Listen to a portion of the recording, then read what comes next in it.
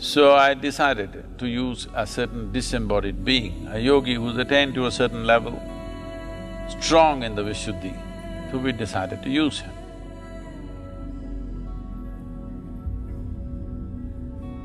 The moment we started doing this, one thing is, of one particular cobra, we're about 400 people gathered in the night, and we don't know how he crawled through this crowd, nobody noticed him. And he comes there and comes into one small pit that I have made to do something. He comes and sits in that pit. And if it turns the wrong way, vomiting blood could be a natural outcome. I don't know if there is lore and stories in Native American culture of talking about such things, of failed medicine men. Here there's an energetic body expressing this dimension of the throat center in the human system in an extremely powerful way, which is… I've never seen a place like that in my life.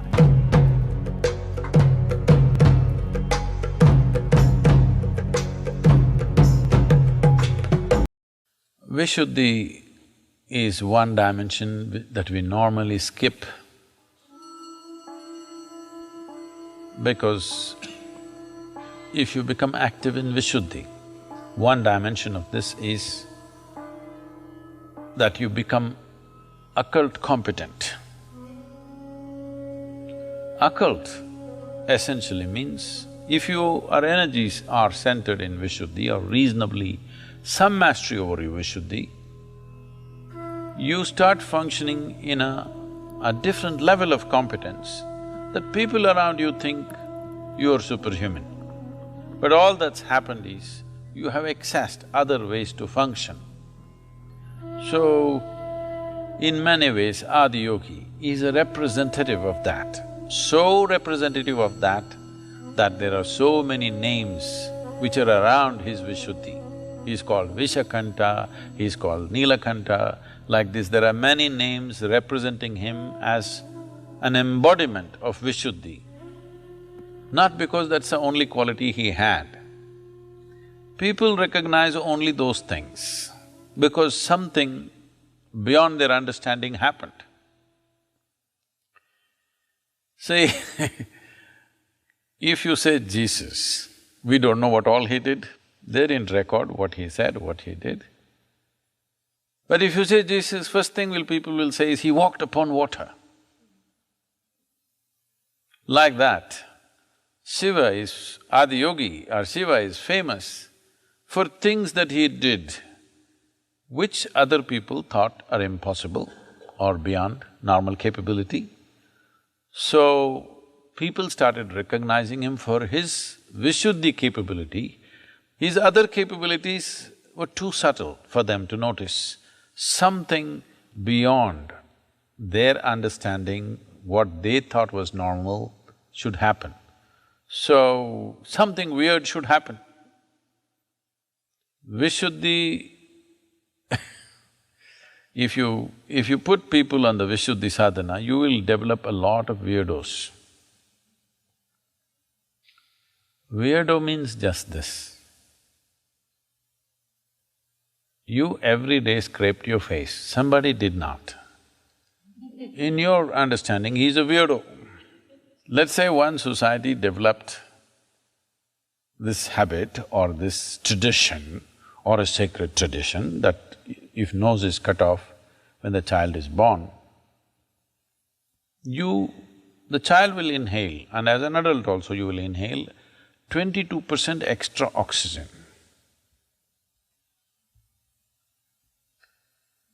Much healthier, much better.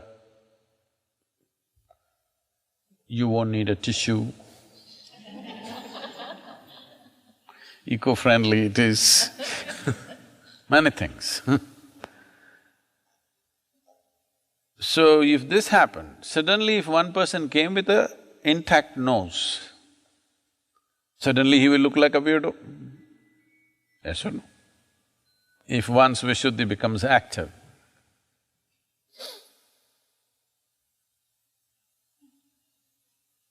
these kind of energy capabilities will come through which one can create many things. It's very important if one wants to transmit and transform the situations around them, having a certain capacity of the Vishuddhi is very, very important. But if one is focused on Vishuddhi, it's a little hard for them to fit into the social structure. You have definitely heard of stories of Adiyogi. Sometimes he's very resplendent, magnificent representation of a male person. Some other times he's all weird and crazy and like that. These descriptions are talking about the different states in which they saw him. When they saw him in Vishuddhi, he was in the cremation ground, weird, the weirdest of the weird. He had the ganas around him and every kind of being, because this is one thing that'll happen. The moment Vishuddhi is active, disembodied beings will naturally move towards you. When we were consecrating Dhyana Linga,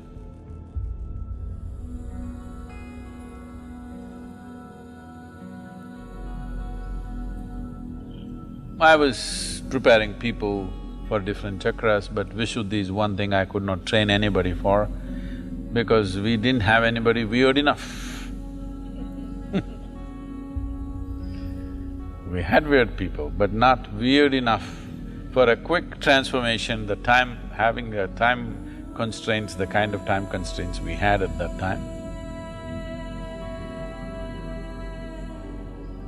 So I decided to use a certain disembodied being, a yogi who's attained to a certain level, strong in the Vishuddhi, so we decided to use him.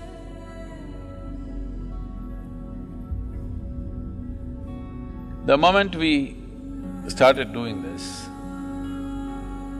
one thing is, up one particular cobra, we're about 400 people gathered in the night. And he just… we don't know how he crawled through this crowd, nobody noticed him. And he comes there and comes into one small pit that I have made to do something. He comes and sits in that pit.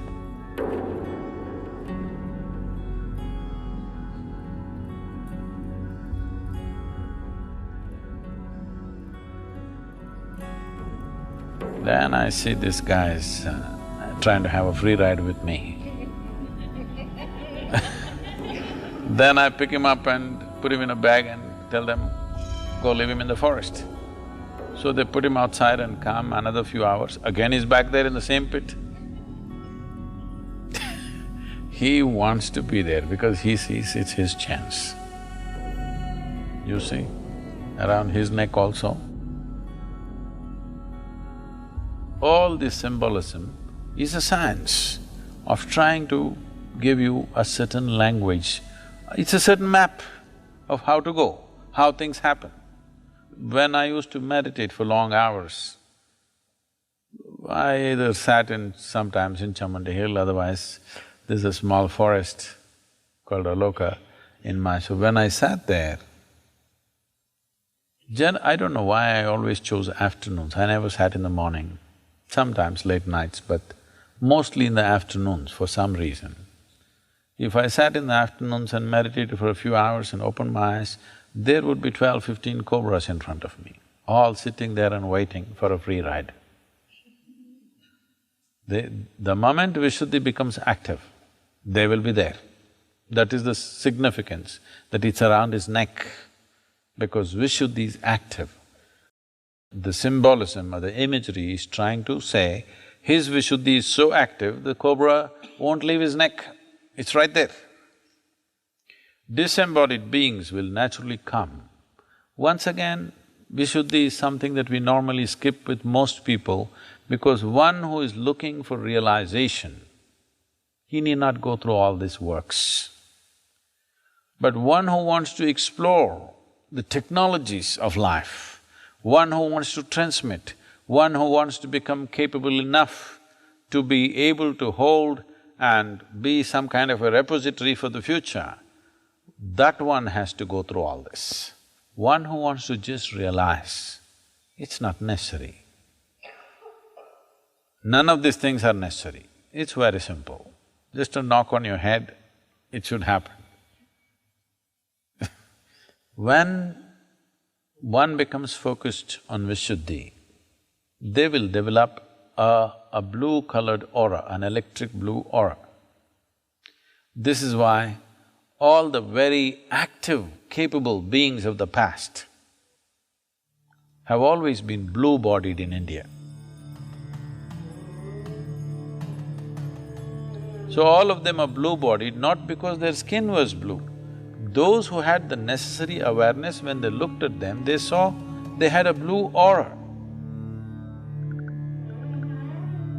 In India, there is so much literature about the blue-bodied ones, because blue body meant an activity or a dynamism with sweetness of emotion and discernment of the mind.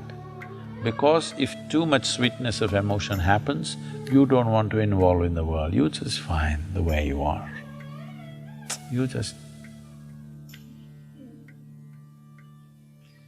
If discernment of mind, intellect comes to such a point that you see everything distinctly clear, then you don't want to involve because there is nothing to involve. What is there to involve? What is there to involve with livers and kidneys and intestines and shit? What is there to involve in all this?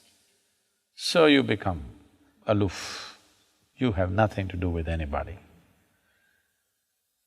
Only if you're active, see these are two things, this is anahata, this is agna, between is this. Only if your Vishuddhi is active, you blue-bodied, then you can be in sweetness of emotion, you have the discernment of mind, you can play the world whichever way you want and still not be touched by it. Then you are in a different kind of love affair, not with anything, not with anybody. The word love doesn't anymore indicate somebody or something to you. It just means that your emotion is totally yours. You can make it whichever way you want.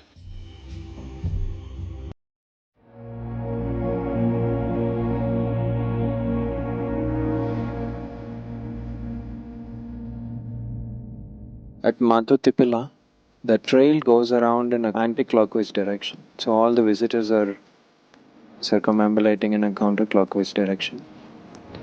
Could that have a negative effect on them? So this going around Matutipila in an anti-clockwise or a pradakshina as we call it,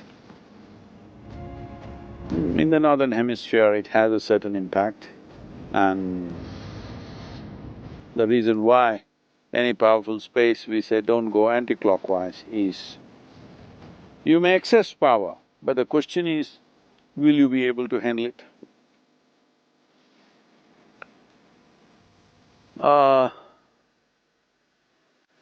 The moment you confront or come in contact with such energies,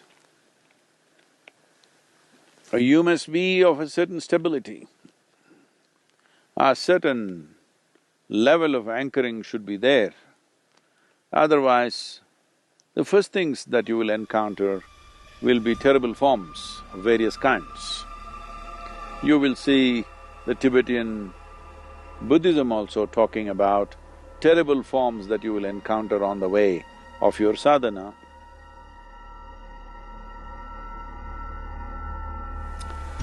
And also, the Indian tantric sciences also talking about terrible forms that you will encounter and how you need to go through this without flinching a bit. If you flinch a little bit, in tantric stories, everybody's saying this, if you as much as, find a little jerk in your system, then you will die vomiting blood. That's always the threat, that if you see some terrible form like Chinnamasta and if you flinch, you will die vomiting blood. This is a regular story that goes. So, this going around, the Vishuddhi energy, which has been symbolized as Shiva's throat, symbolized as poison gathered, and if it turns the wrong way, vomiting blood could be a natural outcome. I don't know if there is lore and stories in Native American culture of talking about such things, of failed medicine men who went out to acquire something and they will die vomiting blood because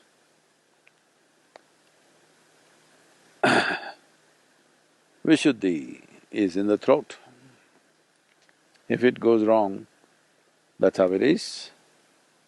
And Shiva is a blue-throated one because all the poison is here. Poison or venom should not be misunderstood as only life-taking. A snake or other venomous creatures carry venom in them because that is the basis of their life, their food, their survival, their existence. It is just that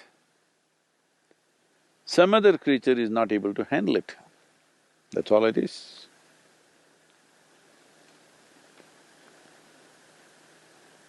So going anti-clockwise and occult practices are always connected.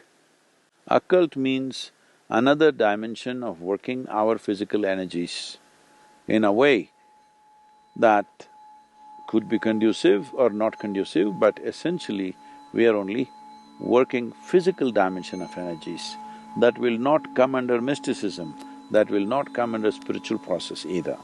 So, anti-clockwise of any powerful space is essentially about that.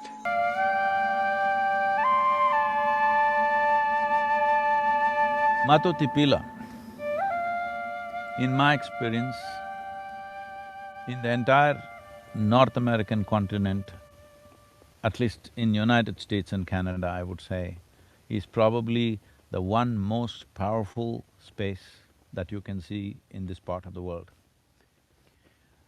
It has a dimension, see, in the yogic dimension, we look at it as human body, the energetic body of the human being is like the cosmos. It has 114, energy points. Of these, two are outside the physical structure, rest are inside. So these 112 are made into 7 categories, which are generally in America known as 7 chakras and things like that. Of these 7, there is one in the throat region which is called as Vishuddhi. I would say for 99% of the people, this Vishuddhi remains in the seed form, it never sprouts because it is a power center. If you know something about Indian culture, the first yogi in India was called Adiyogi, which means the first yogi. Actually, we have erected a 112 feet tall face, which is the largest face on the planet actually. I don't know if you've seen that, you can see that image in the thing, it's a 112 feet tall bust. Because he is the first yogi, to honor him, because he gave us the technologies for well-being, how to handle human well-being from within. So in this, he is also called a person who is powerful in his throat. And his throat is blue, and there's a snake around his throat, all this imagery. Why this is so is, this dimension we called Vishuddhi is one dimension which in the throat center needs maximum amount of skill and capability to evolve. What I saw, I was there on the full moon night in Matotipila, it was explosive dimension of Vishuddhi or the throat center. Anybody who has done any kind of a little bit of search with that energy around would naturally become an exploration of mysticism is very natural. Because this culture, the Native American culture, has not written down anything, everything is oral culture. Now if one person has realized something, unless he finds another person in the next generation to pass it on, it kind of gets lost. Which is also a good thing in a certain way, because written down distortions will happen. But when the entire culture went through an upheaval for generations of people, probably 8 to… maybe 10 to 20 generations went through a whole upheaval, that culture could have been broken. But even now I'm saying, especially Tab, you are a singer, you must spend minimum 3 days at this Matotipila, especially on the full moon night. I'm telling you, you will realize something tremendously powerful. Anybody who realizes or opens up the throat center, their ability to connect with life, I'm saying when I say connect with life, you can touch beyond your physical reach, literally touch. So, this dimension of life is very, very rare. There are various centers in the world which activates different dimensions, but the throat center being this powerful is hardly 2-3 places in the entire globe, I'm telling you. I was just amazed. The way it is reverberating with this dimension of life is just absolutely amazing. I do not know how it has happened. Nature has done it. In India, we create our own structures. We create consecrated structures to reverberate this kind of energy, but what we make is of small proportions. But here it is standing in such a magnificent form, and this in many ways, I've spoken in detail about this, I don't want to go into the detail. This in many ways, whether tribes were from the plains or from the mountains, from the coast, wherever they were, this has influenced the entire culture in a huge way, because when I hear the Native American voices, what I see, I have no scripture in my head, I don't have any bookish knowledge or religious knowledge. All I have is, I can feel the place with my eyes closed. One thing that I see with the voices, the way they're going about is, they're expressing their voices along with the geometry of the land. When you produce a sound which is in sync with the form that you see, then we say this is a mantra, because now the combination of sound and form are working together and suddenly it becomes an explosive force. So, when I see the Native American music and the terrain that they were looking at and making these sounds, not always words, just sounds, because sound is important. Words are made up in our minds. Sound is real, sound is a reverb, and sound has a geometry of its own. If you utter the right kind of sounds, it will touch the forms, it will embrace the forms. In this there is tremendous power. This is where I see the entire Native American spiritual process is rooted. Whether people have physically been there or not, it doesn't matter. Because even without physically being there, you can connect with it. If you connect with the land, you can connect with this dimension. And if you connect the land and the sound, you will definitely connect with this Mato Tipila, because this is not a physical thing. There's an energetic dimension to that. See, we have a physical body, but without the life energy, what is this physical body? It's just rot, all right? So what is a stone? A stone is nothing unless it has an energetic body. Here there's an energetic body expressing this dimension of the throat center in the human system in an extremely powerful way, which is… I've never seen a place like that in my life. I've traveled literally everywhere, I'm telling you. That's amazing. So that's been one of the most profound things, and Cahokia also was a great thing for us to see, because we discovered certain things that what they have done there, and some things that have gone right, some things that went wrong there. That's a different aspect, but this Matotipila is a must for every indigenous person, it's a must. Whether they go there physically or otherwise, they must connect with this. This is where the power is. The basis of your culture in some way energetically is here. And with connecting with that could also be the liberation for the future.